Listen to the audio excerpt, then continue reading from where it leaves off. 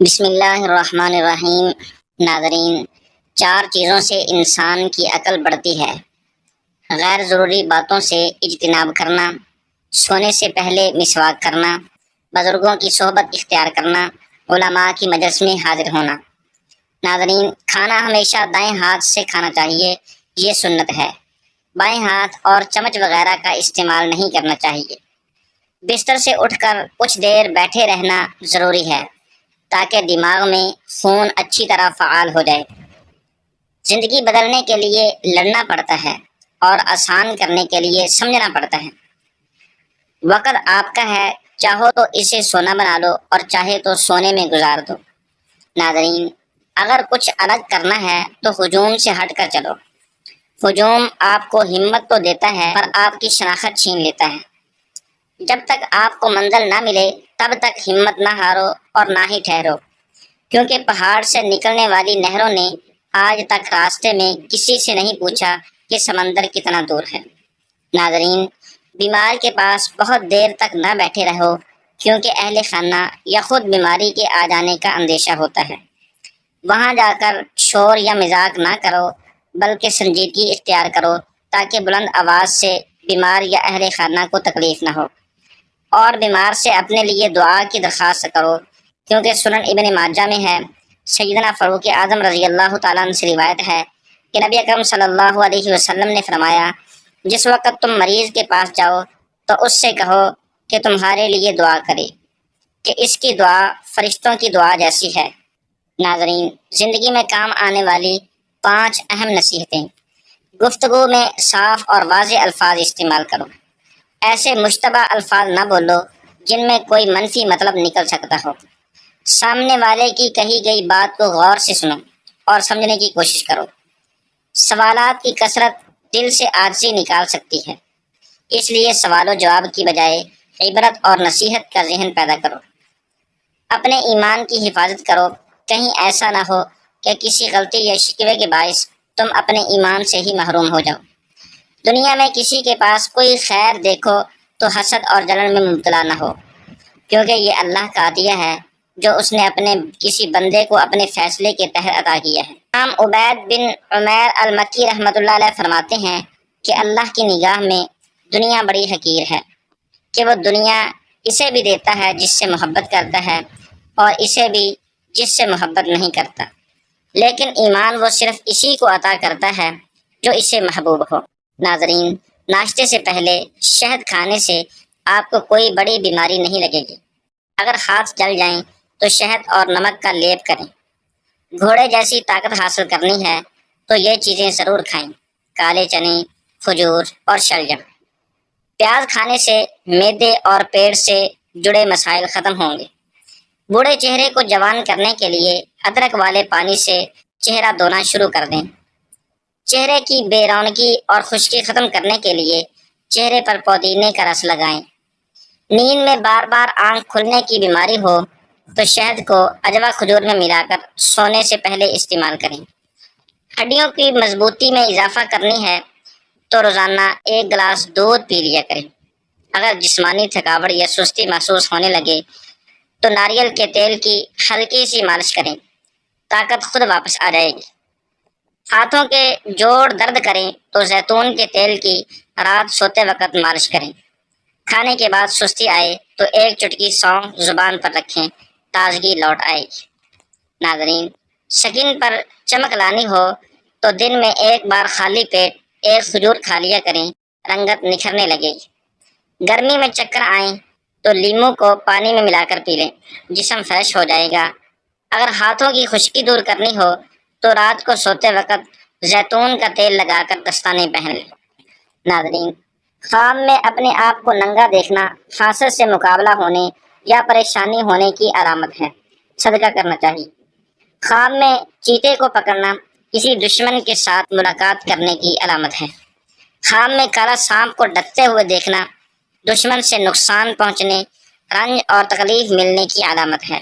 کھڑے ہو کر نہانے والے لوگوں کی بدن کی جلد ڈھیلی ہو جاتی ہے۔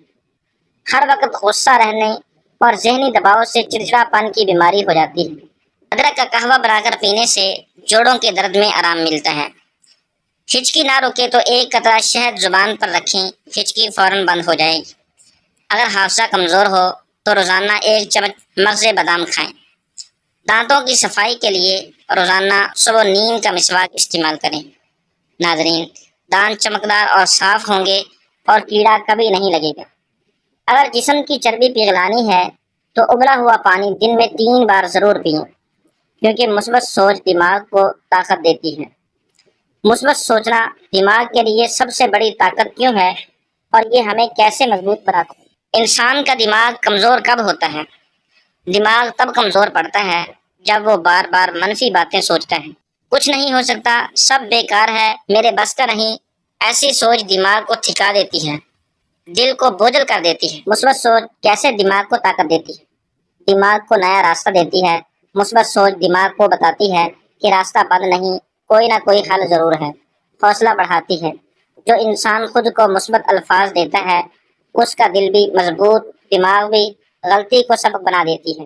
مثبت سوچنے والا ناکامی کو ناکامی نہیں سبق سمجھتا ہے۔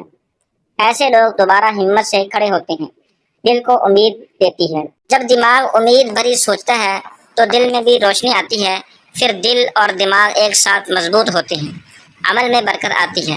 مثبت سوچ آپ کو ہلنے، کچھ کرنے کی طاقت دیتی ہے، اور جو عمل کرے گا وہی بدلے گا۔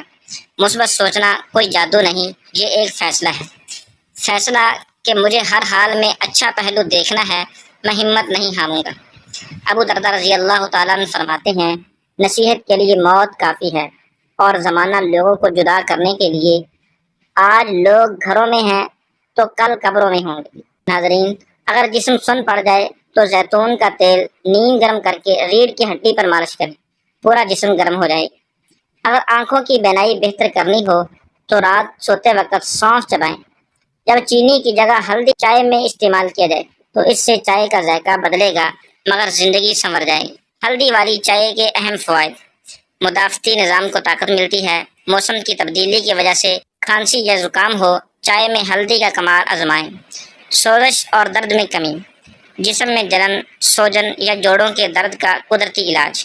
ناظرین، وزن اور شوگر پر کنٹرول، چینی چھوڑ کر ہلدی اپنائیں، صحت کے لیے آسان قدم۔ ذہنی سکون اور ڈیٹاکس، دماغی الجھن، سستی یا تھکن، یہ چائے کرے گی صفائی۔ ضروری احتیاط: روزانہ 1 کپ کافی ہے، ہلدی بہت زیادہ ڈالنے سے پیٹ پر اثر ہو سکتا ہے۔ حاملہ خواتین یا جگر کے مریض ڈاکٹر سے مشورہ کریں۔ چائے میں ہلدی کے ساتھ تھوڑا سا شہد یا دار چینی ڈالیں، ذائقہ بھی بہتر، فائدہ بھی دگنا۔ ڈپریشن کیا ہے؟ کسی چیز کو بار بار سوچنا، کسی چیز کی مسلسل خواہش کرنا اور اس کے نہ ملنے پر پریشان ہو جانا، نا امید ہو جانا اور مایوس ہو جانا، کسی بات کے ہونے کا خوف ہونا، خود کا دوسروں سے موازنہ کر کے احساس کمتری کا شکار ہو جانا۔ انسان کو ڈپریشن کب ہوتا ہے؟ جب ہم کسی بات کو لے کر پریشان ہوتے ہیں اور بنا کسی کو بتائے مسلسل اسے ہی سوچتے رہتے ہیں۔ ہمیں اچھے کی امید نہیں ہوتی، ہمیں لگتا ہے کہ بس اب حالات ہمیشہ ایسے ہی رہیں گے، تب ہم ڈپریشن میں چلے جاتے ہیں۔ ڈپریشن کا علاج کیا ہے؟ ڈپریشن کا علاج آپ نے خود ہی کرنا ہے۔ جو بات آپ کو پریشان کر رہی ہے اسے کسی بھروسہ مند دوست سے ڈسکس کیجیے۔ اگر ان سے نہیں کر سکتے تو اللہ سے باتیں کرنا شروع کر دیں۔ روز رات کو اسے الف سے یہ تک کی کہانی سنا کر سونے کو اپنا معمول بنا دیں۔ آپ ہمیشہ سے تو اس پریشانی میں نہیں تھے، وقت بدلتا ہے، چاہے خوشی ہو یا تکلیف، تو یہ وقت بھی گزر جائے گا۔ ہمیشہ اپنے سے کمتر لوگوں کو دیکھیں اور ان کی محرومیوں کو جان کر اپنے ارد گرد بے شمار نعمتوں کا شکر ادا کریں۔ ناظرین، دوسروں کو سننا شروع کر دیں اور پھر آپ اس بات کو سمجھ جائیں گے کہ اس دنیا میں صرف آپ اکیلے ہی پریشان نہیں ہیں۔ اپنے رب پر یقین رکھیں، پرسکون رہیں، کیونکہ بے شک ہر مشکل کے ساتھ آسانی ہے۔ آپ کسی کو اپنے دماغ سے نکال رہے ہیں اور نہ نکل رہا ہو تو نہ نکالنے کی وجہ یہ ہے کہ وہ شخص خود آپ کے بارے میں سوچ رہا ہے۔ اس حقیقت کو نفسیات نے سائنسی طور پر ثابت کیا ہے۔ بیٹی سے ماں کا سفر، بے فکری سے فکر کا سفر، رونے سے خاموش کرانے کا سفر، غصے سے تحمل کا سفر۔ پہلے جو آنچل میں چھپ جایا کرتی تھی آج خود کسی کو آنچل میں چھپا دیتی ہے۔ پہلے جو انگلی پہ گرم لگنے سے گھر کو سر پہ اٹھایا کرتی تھی آج ہاتھ جل جانے پر بھی کھانا بنایا کرتی ہے۔ پہلے جو چھوٹی چھوٹی باتوں پہ رو جایا کرتی تھی آج بڑی بڑی باتوں کو ذہن میں چھپایا کرتی ہے۔ ماں ماں کہہ کر پورے گھر میں کھیلا کرتی تھی، آج ماں سن کے دھیرے سے مسکرایا کرتی ہیں۔ 10 بجے اٹھنے پر بھی جلدی اٹھ جانا ہوتا تھا، آج 7 بجے اٹھنے پر بھی لیٹ ہو جایا کرتی ہیں۔ سارا دن فارغ رہ کر بھی خود کو بیزی بتایا کرتی تھیں، اب پورے دن کام کر کے بھی کام چور کہلایا کرتی ہے۔ نہ جانے کب کسی کی بیٹی کسی کی ماں بن گئی، کب ایک بیٹی ماں کے سفر میں تبدیل ہو گئی۔ انسان اس وقت سے کامیاب ہونا شروع ہو جاتا ہے جب وہ چھوٹی لڑائیاں چھوٹے لوگوں کے لیے چھوڑ دے۔ ان لوگوں سے لڑنا چھوڑ دیں جو اس کی غیبت کرتے ہیں۔